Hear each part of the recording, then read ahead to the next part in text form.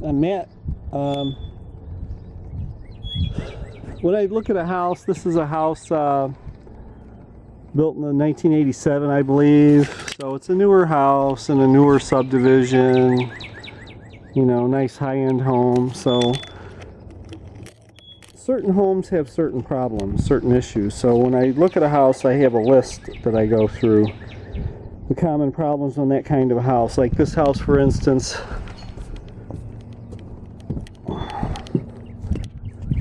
This house has what I would call a complicated roof line. See all the little peaks and things up there? So I put that in the comments of my report. See this right here? There's a little gap between, that's actually the garage over there, and this is the house on the left. So there's a gap that goes right through there. So, you know, and there's no gutter up there in the overhang. So you know water's gonna drip down in there, no sun gets in there, so it's very likely you're gonna have some rot issues in there and moss growing on the shingles and, you know, moisture issues in general.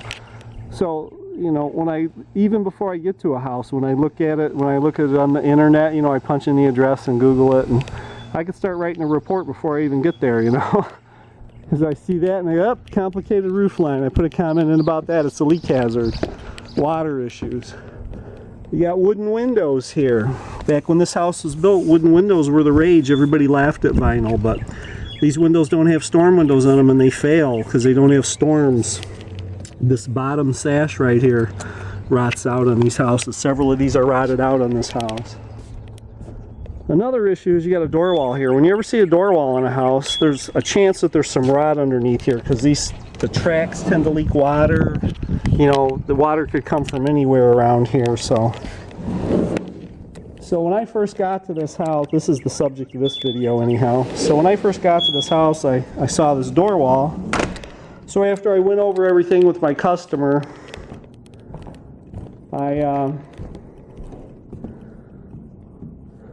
I started looking around at what I know to be common issues in a house like this. So, like I said, door wall, you know, possible leak hazard.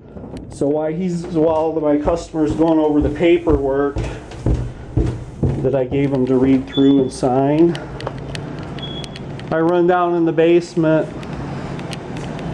Original furnace and AC, by the way, so 1987, they're already, even though they work, I'm going to call them marginal because of their age. But anyhow, here in the basement, this is under that door wall. And see how the plywood is different? You got OSB here and then plywood there. So there was a rot issue here, just like I suspected. Water was leaking through the door wall, somewhere around the door wall area, and you know, they found it eventually and they tore it all out and it looks like they fixed it. So I'm going to look at this closer. I did the outsides of this house, so now I'm starting the inside. So I'll take a little bit closer look at this. I'll get my ladder down here and see what kind of job they did. But I can see watermarks up there too, by the way. Get my flashlight out here. I have it, I might as well use it, right? So, see the watermarks. So those are probably old though. You know, that looks like they've probably did a pretty decent job fixing this. That bolt is to bolt the deck to the house. I don't know if you noticed when I was out there, but the deck was perfectly level with the door wall threshold there. And people do that so they don't have to step down. You know, they want to be able to just step right out there, you know, practically roller skate out there with, you know, no effort. But really, you should have a step down there about 6 inches, you know, at least, you know, like a regular stair. So, because snow sits on there and then it ends up leaking in the house and you get issues like that. So really, you should have to step down on your deck. So you can see that patch is about as wide as the door wall. So that's what I believe happened there, but we'll find out.